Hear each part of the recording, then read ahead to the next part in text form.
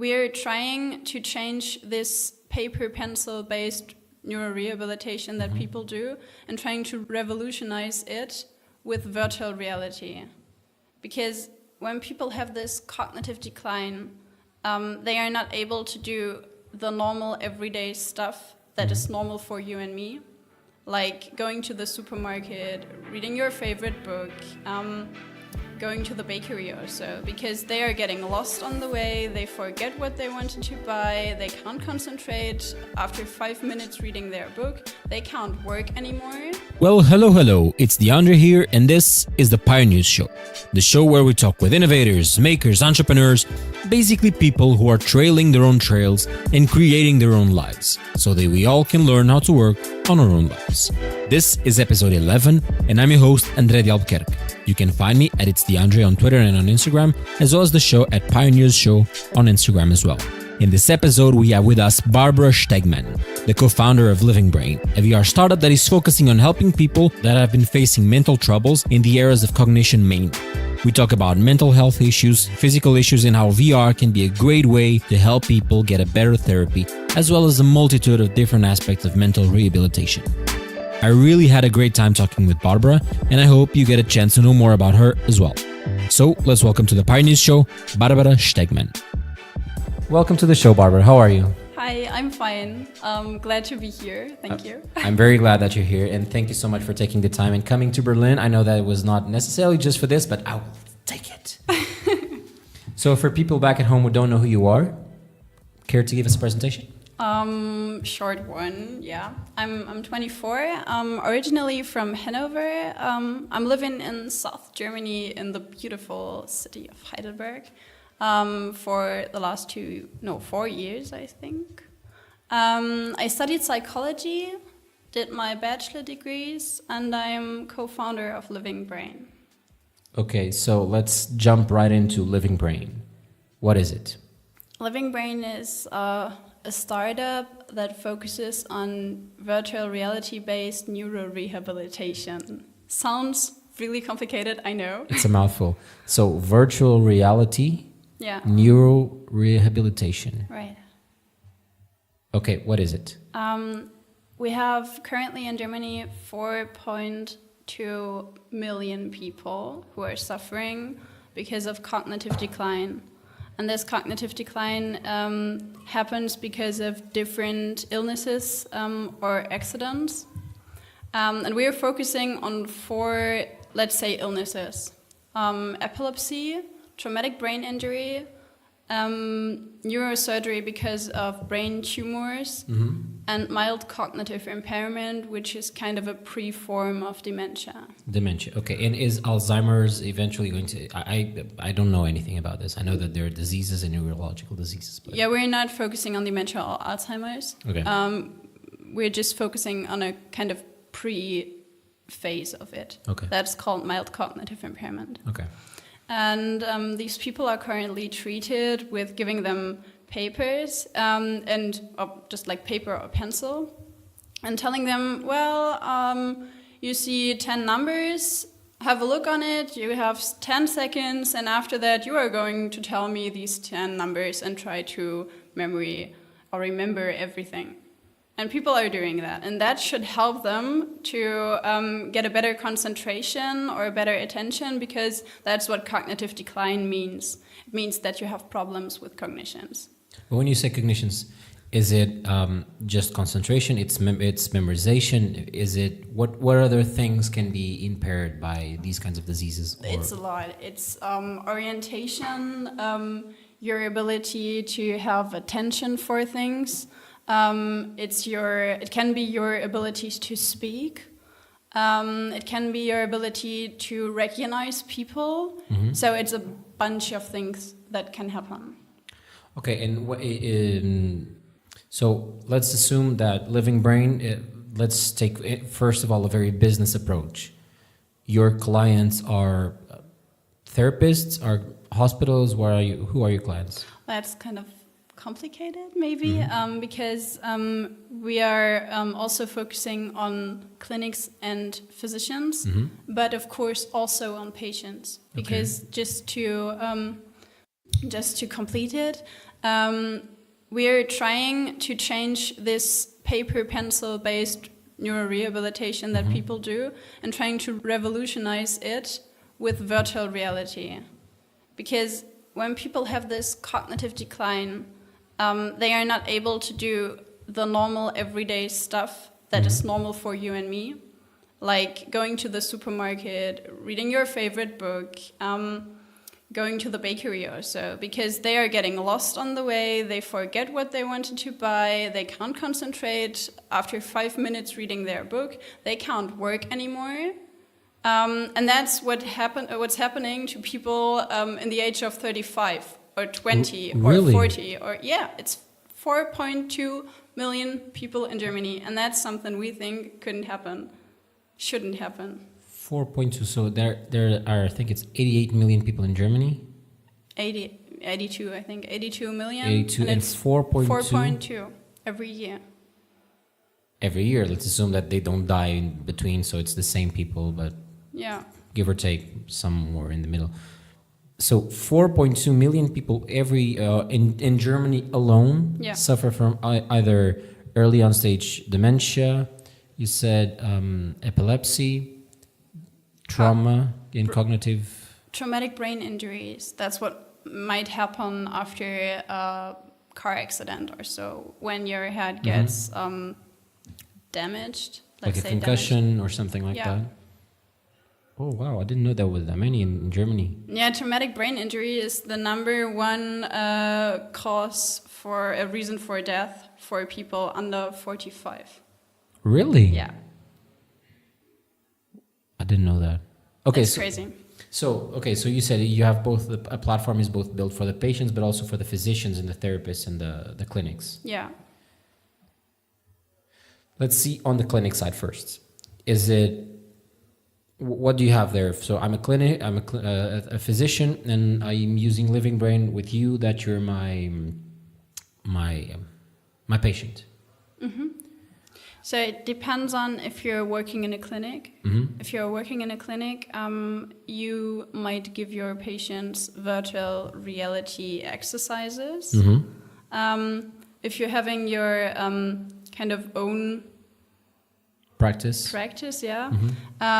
Your own independent practice. For example, you'll get only a software where you can monitor the process, the exercises, the symptoms of your patients, and they are using the VR glasses and the exercises at home.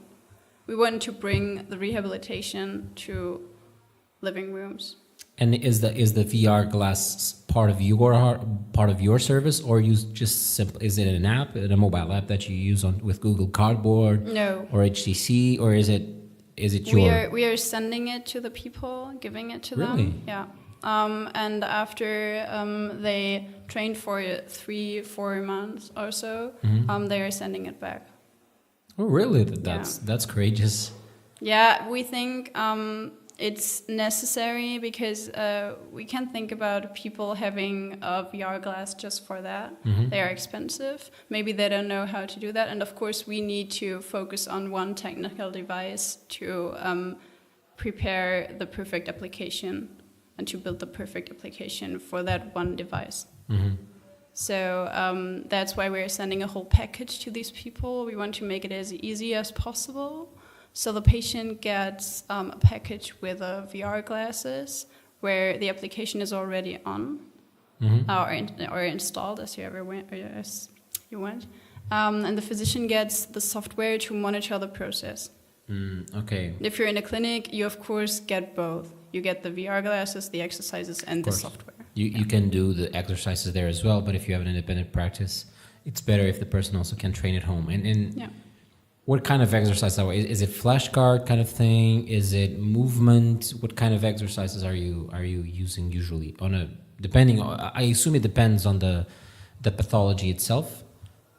It depends on what the person needs, of course, because it doesn't make any sense to make attention exercises if you have the inability to remember something. So, of course, that depends, but we're in the first way focusing on everyday exercises like going to the supermarket, for example. So you're standing in virtual reality in the supermarket, and you get a grocery list. You have time to read it, that you can remember what's on it. And after that, you're closing it and looking around in the supermarket and just ticking off everything. Select the things you should buy. And we are tracking how long do you take, how many faults do you make, feedback, what was your problem, how many times had you asked again for the grocery list or so, just to make sure that we can adapt the exercises. So to adapt the exercises, but I mean, even for a normal person with no brain trauma, sometimes remembering a shopping list is hard. That's why people write them and are able to continuously check them. How do you define when it's normal forgetting versus the pathology that they're suffering from? There's a scientific number of things that you should remember, or that you should be able to remember. And of course, we're at first just trying to make that person, to enable that person to remember something. Because if I would give you a grocery list with 5 items and you would read it for 1 minute, you probably would remember what you read. Probably. Yeah. Probably, but probably by the time I get to the supermarket, if I'm listening to music or listening to anything else, I might forget one of them. Maybe. That's not, at least with me, that's not unnatural. That's true. But once again, I'm not trying to recover from anything, so I'm thinking about everything else. If I'm thinking of recovering myself, probably I will spend more than a minute looking at it and behave with the idea of I want to do this. If I want to go to the supermarket, it's a trivial. You're not action. thinking about remembering it because you're not fearing to forget anything, and it's just first. It has also to do with orientation in the supermarket. And of course, if you would see something that you have on your grocery list, you would remind that you wanted to buy it. Yes. And that's also something we want to train, like to see it again, to recognize that you had it before in mind. Yeah, that's something that I think in terms of memorization, once again, I believe that normal people, and I won't say that those people are not normal people, but are just people with a trauma or any kind of pathology. I think that when I have a list to do and I forget one of them, if someone tells me, that's it. Yeah. And it's the same thing if I saw the cookies, there they are. This is the thing that I was saying. And that's what we're thinking about. And these kinds of trainings, so there are trainings, so you're rehearsing, doing specific set of things so that the brain relearns how to do them. Is that it?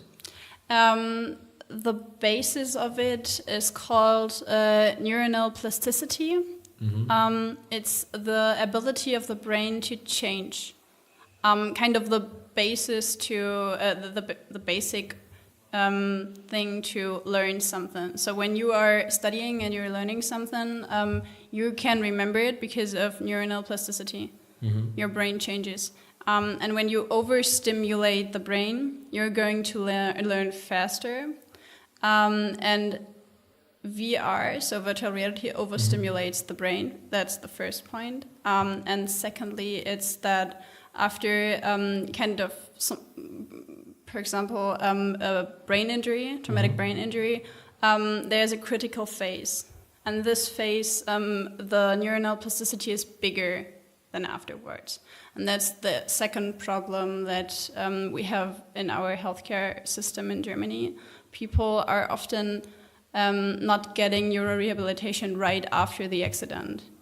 Sometimes it's just too late. It's outside of the critical phase, and you could have done way more if you started earlier. But that doesn't stop you from learning. It's just that the amount of hours and work that you have to put into it, it's just delayed or bigger because you're not in the bigger phase of neural plasticity. I think that's hard to say because I think it depends on.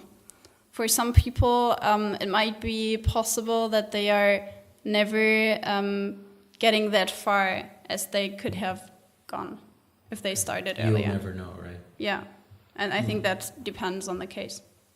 So once again, so you're basically doing these set of trainings, and basically, let's assume a brain trauma or any other disease. Can you get me, besides the brain trauma, because I think that's self-explanatory, there was a blow, there was something that happened. What happens that makes you lose, for example, memorization? Okay, even back, what's memorization?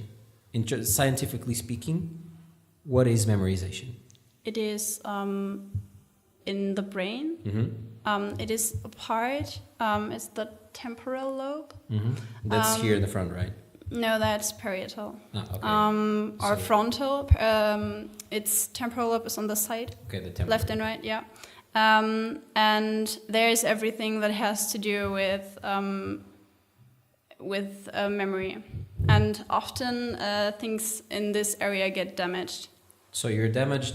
You have a damage either by epilepsy or dementia or something. Is there a lack of neurons changing information? Is there any kind of deficiency in terms of electricity going on? What's happening there that makes you don't understand? That's hard to say because some people have sclerosis there. Mm-hmm. So there's nothing really happening anymore. Some people really? have nothing happening. Of That's course, hard said, but other people have just kind of the synapses are cut, kind of. Just other people's had bleedings. That's why parts of the brain were just damaged because of the bleedings. Then there are people that didn't have enough blood in this area, so that's why the cells died. So it's hard to say. I can't tell you. Depends on it depends on the case. So and this is once again my lack of knowledge on the psychology and these kinds of problems, but is the symptom, or not the symptom, can a symptom be directed to several different pathologies? So for example, you said there's lack of blood can react or can generate a symptom, but can that symptom be the same for sclerosis or schizophrenia or epilepsy? Can you see a symptom and say, I cannot know what this is because this can mean several things? Did I explain myself right? I don't know. I think I was a little bit confusing. It's like you can have, just give it an example. You can have kind of memory loss or problems with remembering things. And that can happen because of epilepsy, because of a damage in the temporal lobe. But the damage can be because of a traumatic brain injury, or because of epilepsy, or because of tumor resection. So the same thing that is happening can be caused by several different things. Yeah. Oh, I think then that's the weirdest part about psychology and any kind of things that neural treatment. I think, can you have a definite? Is there a way to not treat but test to have a definite reaction, definite response to what is causing a specific problem? What do you mean? For example, let's use the lack of memory, the capability to memorize something. Can you just, there's someone that's trying to get very forgetful, and not forgetful, I forgot to bring my phone, but I don't know who you are, I don't know my name, I don't know where I am, I don't know my name. That would be a hard form of it. Yeah, okay. Okay, so, but that's usually, I know that this usually is with Alzheimer's or dementia. Yeah, that's nothing that we treat. Okay, so what's the easiest part of lack of memorization? I don't know where I was going. I'm going to the shop and I forgot and went home. It's let's say it's that's hard to say. It's just you can say epilepsy if you want. Really? Or you can say it depends on which part of the brain is destroyed. You can say traumatic brain injury. That's or a tumor resection in this part. Then once again, these are all questions out of curiosity because I have no knowledge, and these are some things that I just want to know. So going back to Living Brain, so you're presenting them with specific VR experiences that help them cope with what they're going through and eventually treat them, right? That's true. So I had a question, and we'll go back to the treatment, but I told you beforehand that I had a question about athletes. now that I have a little bit more information, I think this question might not be necessarily the best, but if you're training the capability of memorization, you can also be training the capability of reacting to certain stimuli, right? I assume that brain, not brain tumor, but brain trauma can also tell you if someone's lost the ability of moving certain parts or be able to react faster. Do you also treat that? Like movements. I don't want movement, but for example, you're seeing something and there's a light. Your pupil dilates, and your let's assume that your first reaction is to lift up your arm. Yeah. Do you also know if the reaction time is slow or something like that? That's currently not something that we're doing because we're not working with sensors. Okay, so it's more on the visual side. And yeah. Okay, because one of the questions that I had for athletes is there any way of training that on a VR experience? And this is more on a conceptual level with you. If you train someone to be able to react quicker on a therapy basis, you can also maybe train someone to react quicker on an athlete's environment to react quicker on a competitive scale. Is this possible? I think it is. I think it is possible because of when you think about doing sports, the more often you train it, the faster you get. So and that's why I think it's possible to do that, because everything that you are learning, when it comes to movements, is connected to your brain. So something will change in your brain when you do it more often, and the connection between your brain and your hands, for example, for your hand movement, will get better. So I think you're able to train that, yeah, but we're not doing it. Yeah, not yet. One day. One day, guys, just to let you know that Living Brain you'll be learning about Living Brain everywhere you go. So going back to the treatment and the therapy specifically, what are you already working with any physicians? Are you already using this on the, let's call it, real world? We're not using it because we're kind of in an early stage. But we have cooperations with several clinics, like the University Clinic of Heidelberg, also the University Clinic of Göttingen, for example. And that's where we are working together with them to do first studies with our first exercise and the first thing that we are doing, our first product, just to make sure that we have a scientific proof for what we are doing. Because of course, we're not just want to throw it on the market and just let's see what happens. But we want to test it and to make sure that it really helps, because there are a lot of things on the market where people telling you that helps when you have cognitive disabilities, it will be great, and nothing happens in the end. And that's not something that we want to do. And so right now you're doing testing, you're testing with these universities and university departments to make sure that the results of the therapy that you're providing through virtual reality have a real application in the real world. Yeah, we're going to do the studies in the next month.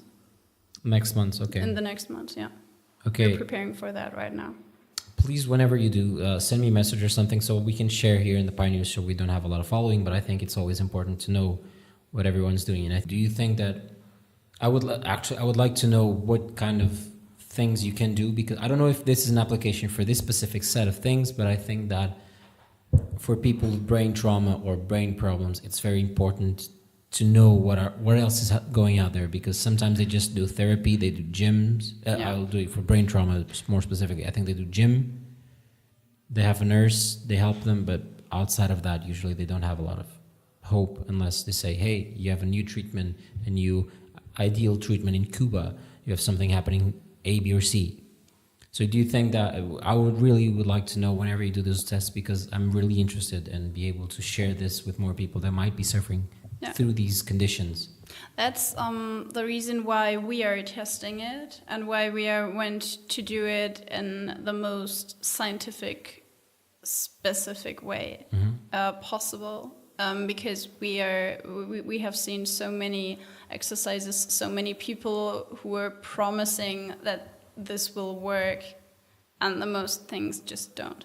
And we think that it's not a good way to bring something to the market when you know that it doesn't help people and you're giving them hopes and you're making money and nothing happens. And that's something we want to change, and that's something that's for me personally so important, because I'm really getting angry when I read stuff like that. And I think that in the main problem for me, and not a problem, but the thing that I think gets more people excited on the bad way, what grinds people's gears, is that I think that the health tech world has so much promise to deliver on actually solving real problems, not necessarily an app for photography, an app for mobility like Uber. I'm not saying Uber is bad, but solving a real life health issue is a little bit more important than this luxury stuff. It's something it's you can it's walk. cool. You can spend less time on a subway. You can not take a cab. But if you have someone with a real issue that cannot live with himself anymore, or cannot do some things that made that person independent. And the main thing is that usually people get so excited with health startups. For example, you have the big example of Theranos. Have you ever heard of Theranos? Theranos was a startup that was, I think it was 5 years ago? I think it was 5 years ago. You had this woman called the next Steve Jobs. She also used the turtleneck that she was having. I think I heard of it. She was a blonde American woman that I think she got investment, I think around $2 billion. Wow. At one point, without any product. I will have to fact check that. Don't hold me on to that. But she had a startup on blood testing, I believe, that would be able to test out and be able to prevent something, or to be able to know if someone had something. This was 5 years ago, I think. Okay. And I think she's on the courts for fraudulent behavior or something like that, because everyone was so excited on a business level, because you would be able to change the world, but also on a health level. It's so important to know what's going on out there that people get excited. And please, once again, let me know if something is happening. I will do in terms of tests. I will do that. In terms of tests. So, what kind of tests are you doing to be able? Are you going to be using already patients of these departments of university? What kind of tests will you be able to do to ensure effectiveness of the product? First, we are going to start with a kind of possibility study. I don't know how it's said in the right way, but first we are trying to, when we cooperate with the clinics, they are giving us patients, and we're giving them the VR glasses just to try. It's just put it on, try how it makes you feel, if you think that you would use it, that you can use it, that you're able to use a controller also. And if that's positive, or better said, if we have the feedback and changed everything that wasn't good enough, or perfectly adapted, then we are going to do the second study, a pilot study. So we are giving the VR glasses with our exercise to people who have problems with that. And we're just having about 20 or 25 patients. For example, we're starting with University Clinic in Heidelberg. They are doing tumor resection, brain tumor resection. So we are giving it to 20-25 people who are having cognitive decline after that, and testing them before how their cognitive level looks like with the normal psychological questionnaires. And we're going to test or question them after that with the same psychological questionnaire. And of course, we're going to ask them for their subjective opinion, if they think it helped, if they feel better, if that made them feel better, if there's something they want us to change. So, but that's still subjective. Is there any way to get objective data from those? That's what I said. The psychological questionnaire is objective. Objective. Sorry. What we're doing. Are you feeling better? That can be subjective, right?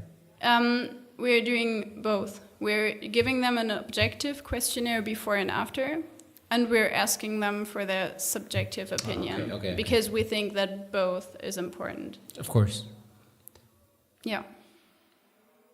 And same goes for different for the other diseases. Like we're trying to find out if it's able to help people in the intense care unit because of traumatic brain injury. People who are currently in coma, for example, after waking up directly. What I said before, it has to do with the critical phase of the brain. So we are trying to get in that moment and giving all we can do to help these people. If I may ask, what triggered you and your co-founder to do this? Because as a psychology student, what made you go on to this specific area?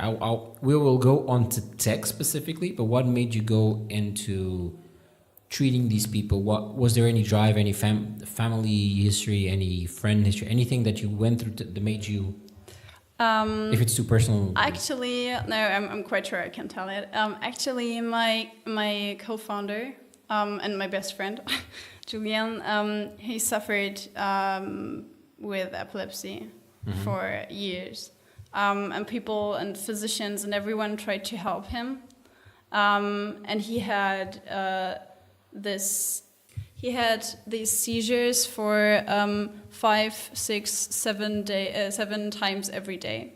He wasn't able to do anything. He wasn't able to go swimming, to ride bicycle, because it was always very careful for him, and he nearly died. And after a time, the physicians just said, well, there's nothing more than we can do. No medication is really helping you, nothing that we're doing psychological help, because maybe it's psychological or so. Nothing helped, because it was just, they said they can't help him anymore. They can't make it better. And that's why he said, I don't want to live like that. I don't want my life looking like that. And that's why he underwent neurosurgery. And he had a sclerosis in his temporal lobe, and they were cutting it out. It was 6 centimeters big, and they were cutting it out. Let's go a little bit. What's sclerosis? Sclerosis is when, do you know that when you're having a small accident with your bicycle or so? I had a small bike accident two months ago. I found a better word for it. Sclerosis is kind of scars in your brain. Okay. So it's a scar that... Scar tissue, something. Yeah, and it makes your brain not working as well as before. So your co-founder and your best friend, Julian, right? Julian, yeah. He had a big, let's call it scar tissue in his brain that was removed from his brain? Yeah, because he had focal seizures. It was focal epilepsy. That means that it means that the seizure comes from one point in your brain. There are generalized seizures, so they are coming from the whole brain. And when you have this focal epilepsy seizures, it's just coming from one part. And they cut out, they just found, they needed to find the part which is causing these seizures. And after finding it, they were cutting it out. How do you find where a seizure comes from? Is there an MRI that figures? I mean, I assume you can find where the scar tissue is, but is the place of the scar usually the focus of the seizure? No. You have to use this MRI and EEG and so on to find this part, and you have to give that person the sensors on their head, and then wait until they have a seizure. And you have to do it more than one time to be sure. So you're just, as a patient, you're just staying in the hospital. Until you have a seizure. And the next one, and the next one. And you'll, in the worst cases, you'll not getting your medication because, of course, they want to provocate that you get a seizure. So, and then they are testing again and again and again to be sure that they found the right spot. And once again, sorry if this is going too personal, but When we say about my idea of a seizure, it's that muscle contraction, probably foaming, eyes rolled back. Is a focal seizure at any point, any way different? I think the picture of a seizure that we have in mind isn't always true. There are people who are foaming and shaking and so, but there are also people who are just not moving. They are just not moving for 30 seconds. Or they are just only yeah, it can be. There are so many ways of epilepsy, so many forms of epilepsy. There are people that only have seizures in the morning. So a lot of possibilities. It can look like that. It's possible that people are having seizures for minutes. So that's maybe could be a grand mal seizure. That's something that is dangerous for your life. So it's hard to say that seizures always look like this or look like that. Sometimes it's only 5 seconds. Sometimes it's 1 minute. And depending on the seizure, the reaction. For example, one question that I always had is a seizure painful? Normally not. People are unconscious while they're having a seizure. Really? Most people are not even getting anything in that moment. After that, they are not able to remember what happened while they had the seizure. That's not for everyone because seizures are really an individual thing. But yeah, most people I talked to said they are not able to remember anything after that. Going a little back, so your co-founder had a brain surgery, and you guys both decided to start figuring out how to treat these patients. Kind of, yeah, kind of. He was before his surgery. He was asking his physicians, what would happen after that with his cognitions, because of course it was the temporal lobe. It was the part for memory, and he was studying at that moment.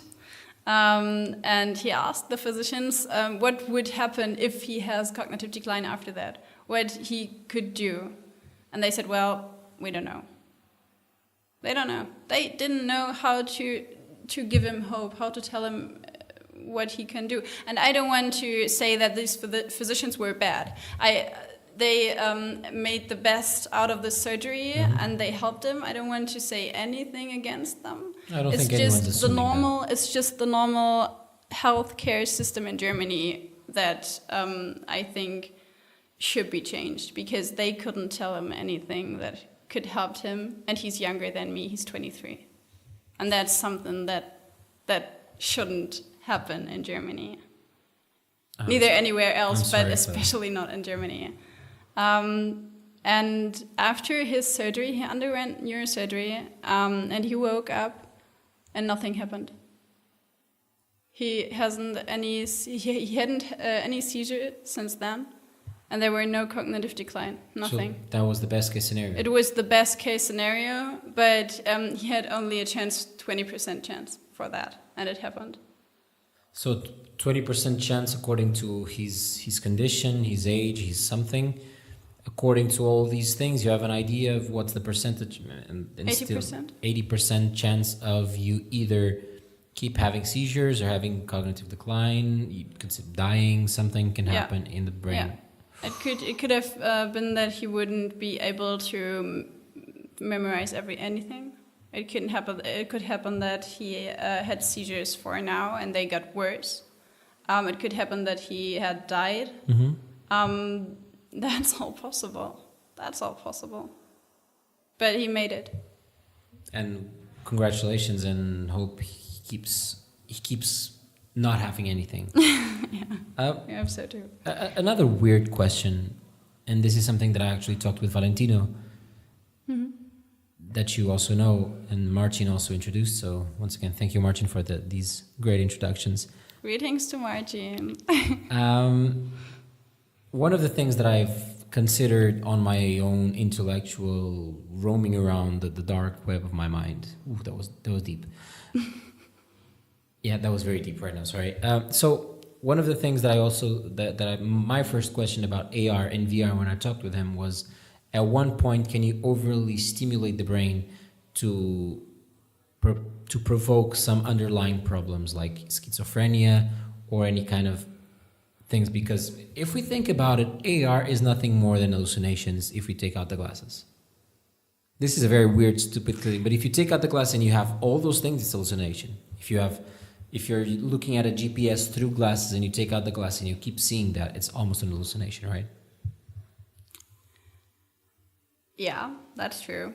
So can you overly stimulate my main question for him is, can you overly stimulate the brain to provoke these things? And his answer was there was no enough data right now for that, but for that to happen, usually you'll have to have an underlying problem already, and overly stimulation, that can not only be because of VR, AR, that can happen, but right now there's no data that supports it.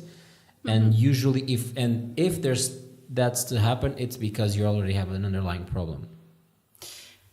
I think that's a hard question, but let's first think about epilepsy. Because I think most people who are hearing this first are thinking about epilepsy because of lights and and stimuli. And I think if you are very sensitive to lights or so, it can be a problem and it can cause an already underlying problem. But I wouldn't go that far that I'm sure about that. I think it's the same as with roller coasters and intense TV shows. And so I could imagine that it has more impact because virtual reality, like it says, is more realistic. But as you just mentioned, schizophrenia, I think that's a hard one. I think said schizophrenia. Yeah, because schizophrenia especially is normally something that depends on your neurochemical concentration in your brain. Okay, when I say schizophrenia, I see more in the hallucination part of it. I usually assume schizophrenia goes a lot to hallucinations, hearing things that are not there, seeing things that are not there, imagining full worlds of living that never existed. Usually that's how I assume schizophrenia is. Probably I'm very wrong. That's one part of how schizophrenia can be. There are people who are only hearing things. There are people who are only seeing things. But what is important about schizophrenia is it comes in kind of phases. There is a proactive phase where people are, or productive phase, where people are seeing and hearing things and whatsoever. What we know about psychosis, so they are psychotic. And then there are phases full of depression, full of lack of motivation. They are not seeing or hearing anything. They are just depressed. Okay. And it goes more far when people are psychotic in schizophrenia. They are also having thoughts that for them seemed like someone else put these thoughts in their head. And they are having kind of ideas of how things are going together that are for a healthy person completely unrealistic. So it's really a big diagnosis, and when you're telling or saying something about hallucinations, it's more the psychotic part of schizophrenia. Okay, then let's take out schizophrenia and let's assume psychotic break attack. Yeah, I just wanted to explain it a bit because thank you. A lot of people are thinking that schizophrenic people are just the whole time psychotic. I know they are not, but I usually assume that you can be triggered into having a psychotic break, right? I'm not sure about that. Okay. I'm not sure about that. I don't think that it gets triggered by VR. No, I'm not saying that. I'm not saying that it can be triggered by VR, but can you trigger a psychotic break? By consuming illegal drugs, yeah. By consuming it, there is a connection, for example, between schizophrenia and marijuana. Marijuana, sí. La Mary Jane. Yeah. La weed. There is a connection between that. So, but there are also things that are only genetic. parts of. So that's a hard thing because it's really complicated. So, and going back to to my original point, but now using the more correct terminology of psychotic break. If you're treating with VR, treating brains that are already in a, let's say, the more aggressive state or bigger phase where you can get more inputs, so it's a much more, I won't say unstable, but sensitive brain. Can you overly stimulate a brain to a point to a fault? For example, you said when we overly stimulate, that's when we learn, that's when we memorize. But if you stay up all night studying, you will not memorize everything. That's true. So if you are in a state of overly sensitiveness of the brain, can you overly stimulate to a fault? I think you can do. If you are doing these exercises for 2 or 3 hours, that's something that we are thinking about. We don't want the people to do that 3 or 4 hours per day. It's just you're training for 30 minutes, then relaxing for 10, 15 minutes, doing it again for 15 minutes, and that's it.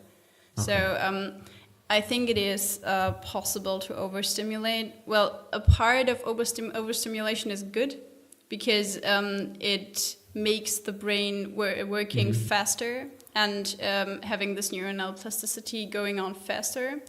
But of course, if you're doing it for too long, people may have headaches or they may feel dizzy or so, and that's of course something that we want to avoid. Okay. So in this part, I would say yes. Okay, I'm not entirely wrong. Okay, another question, and now I'm going more into your experience. Valentino was used to work in neuropharmacology. He used to work on specific according to his words, were almost, I think it's almost precisely, I worked on pills to make sure to see how molecules work in your brain. It was something like this. Okay. And you went into VR. So from pharmacology, from health, into a very hard, deep tech technology, redundant, but very deep technology, very specific set of skills that you need to do. You come from a psychology background, also not a tech background.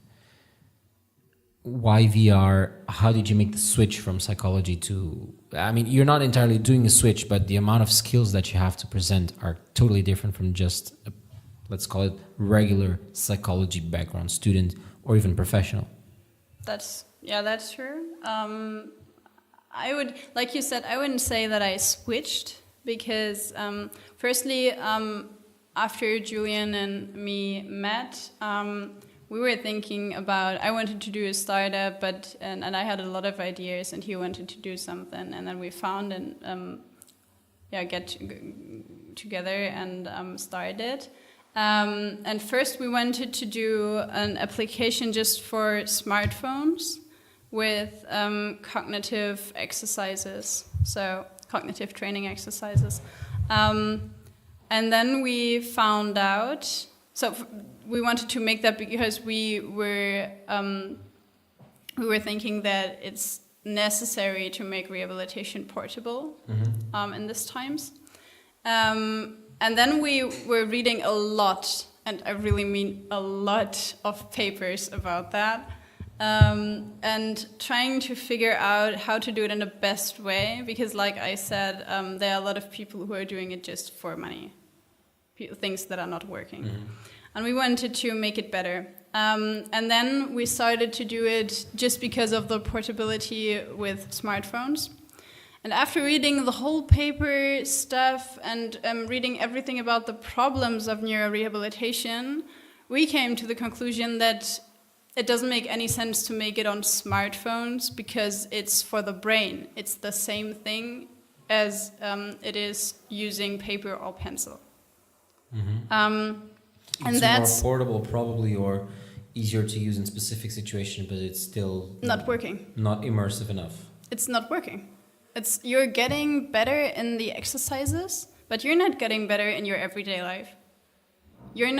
If you're doing a labyrinth, for example, on your smartphone, you will not get better in finding your way to the bakery. That won't help you.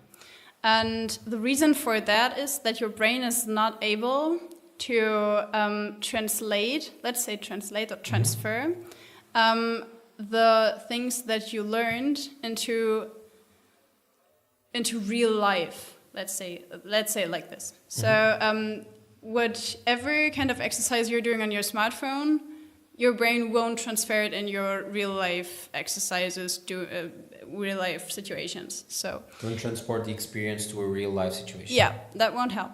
And that's why we were thinking about virtual reality, because it's the only way to make sure that people are able to go to a supermarket or kind of go to a supermarket and learn it in the specific situation, to stimulate the brain with this specific everyday situation without actually bringing people to real supermarkets, because no one of us has time to bring his brother or sister or mother or so every day to a supermarket to make her learn.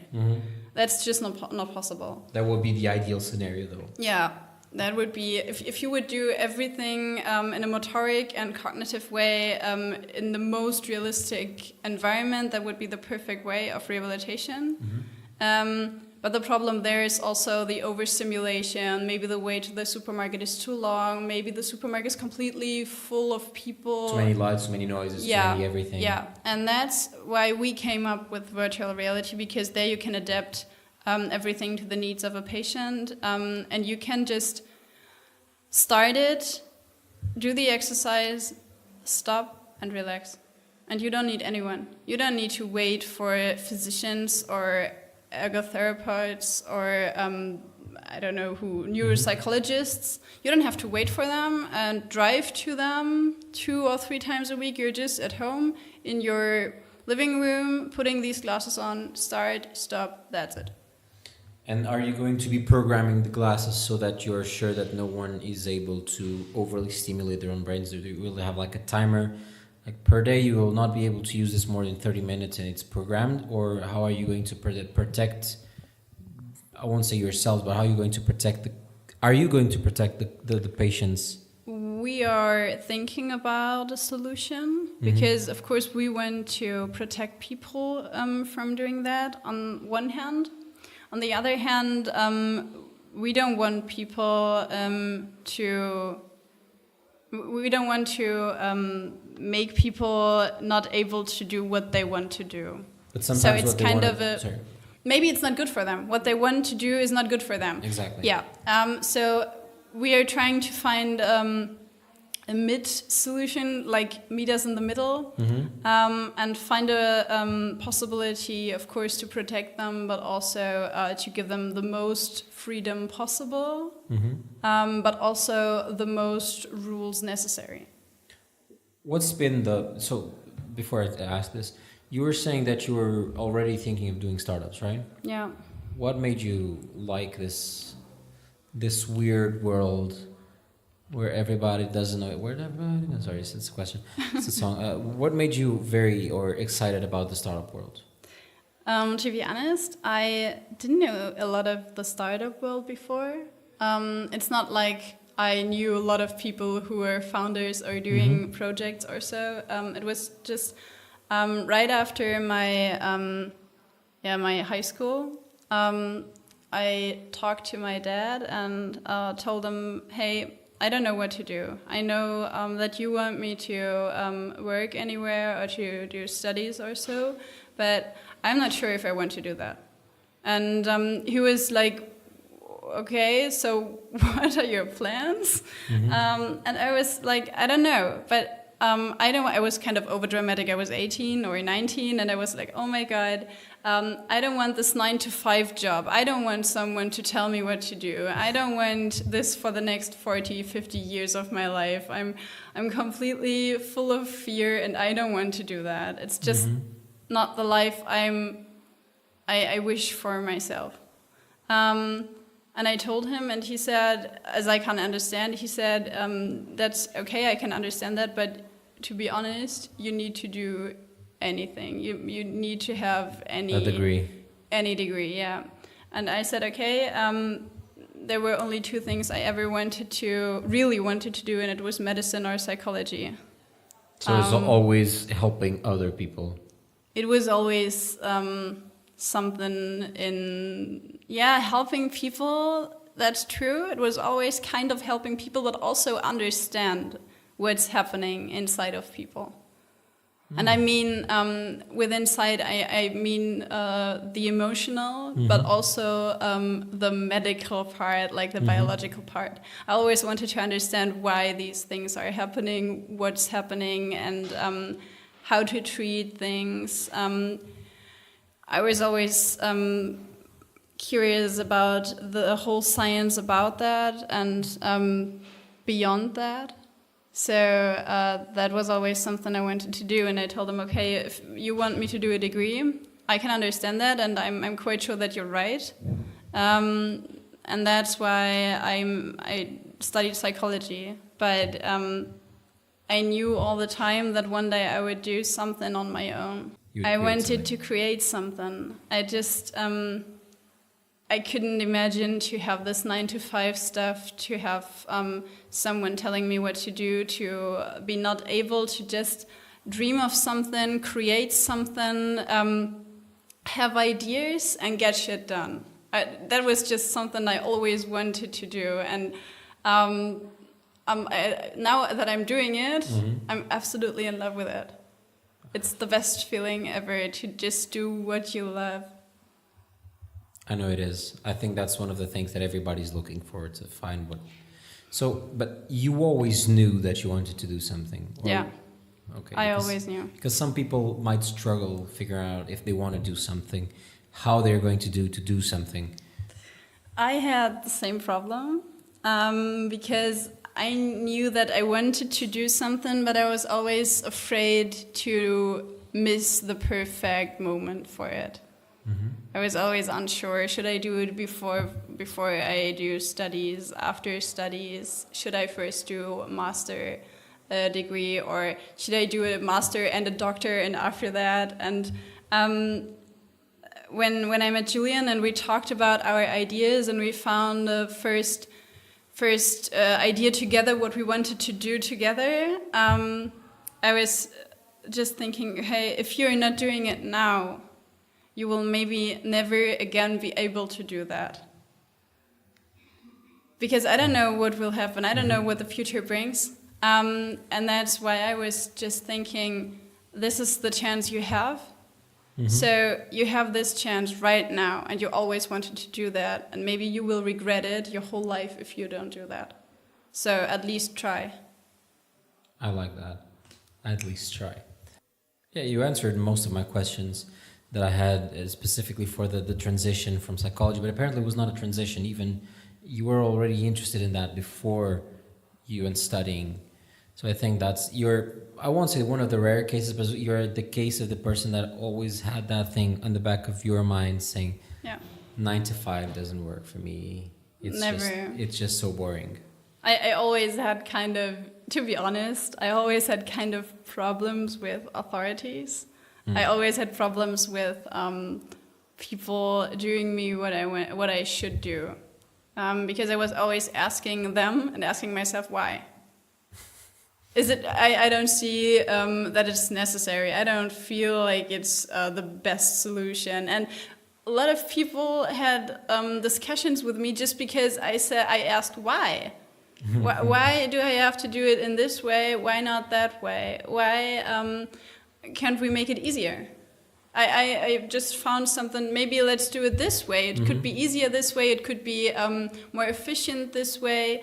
And they were just like, no, you're just doing it like this. And it was in school. Just do your job in school, yeah. And I always had a problem with that because I never understood the sense beyond it. It was just like the reason wasn't really clear for me. I assume as a psychology student you've done this or already heard. Have you ever done the 16 personality test?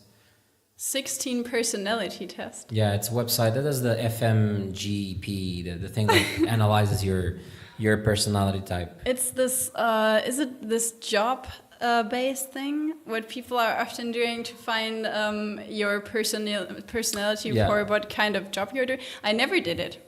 You should check it. I think it's 16personalities.com.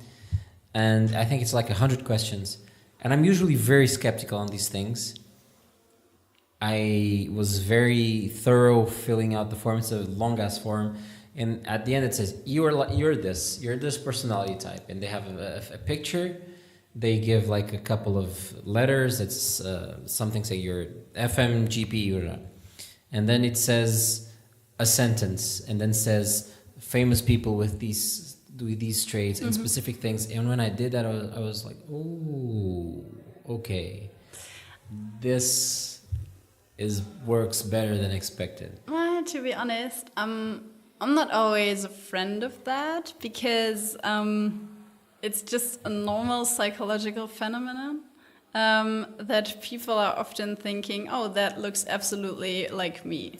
I understand. And it's not because you just want to. You want that things are true that you read, and you're searching for things that are. I understand your point, but the thing is, I was hoping for it to fail. I'm that skeptical. Oh, wow, okay. I was hoping for it to fail. I've done the test 3 times in 3 different times of my life, and it's always the same personality trait. And I'm pretty sure some of the questions I answer differently because the values in the question change throughout my experience. Okay. It's always the same thing. It's the debater.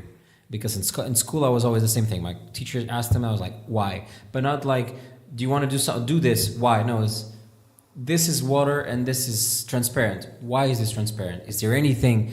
But can it be other things? I remember when we were where my history teacher was teaching us, where she was teaching that when the barbarians invaded Italy, all of them or many of them moved on to Germany.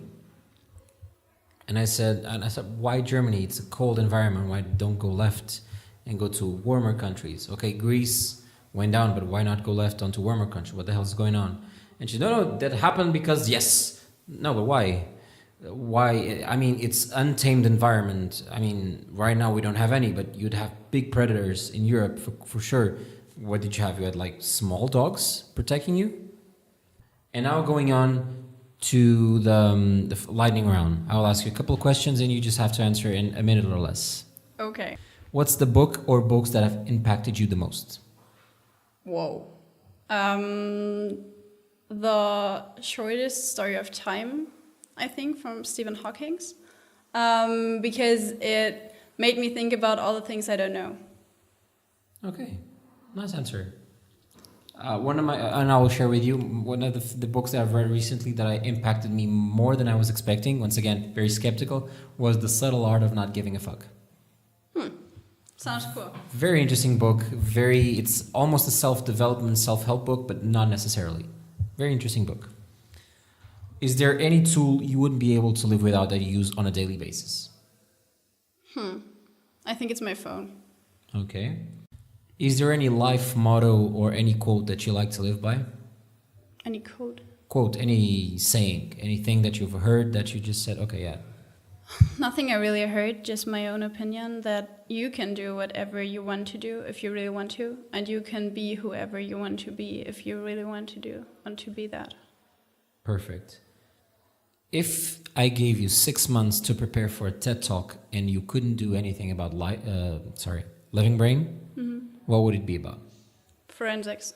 Forensics? Forensics, definitely. I love it. It's my second passion. Oh, I was not expecting it.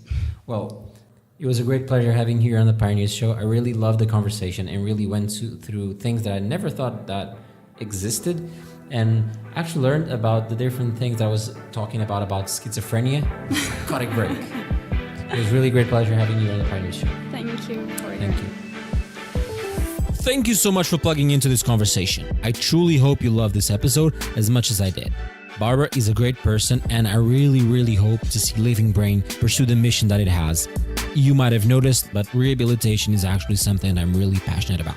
Any information that you might have missed will probably be linked up in the show notes. If you enjoyed this conversation, consider subscribing to make sure that this podcast grows and we can get to more people and help everyone be the pioneers of their own lives. Another thing that you can do for me, and I will deeply, deeply appreciate it, is go onto your podcasting app, be it iTunes, Spotify, either Google Podcast, whatever it is, and leave a rating and review, because this will also help bump up the podcast on greater levels. if you enjoyed this conversation, also consider letting me know on social media once again at It's DeAndre on Twitter and on Instagram, as well as the show at Pioneers Show on Instagram as well. Once again, it was really great pleasure having you over there. Have a great time. Talk to you later. Bye-bye.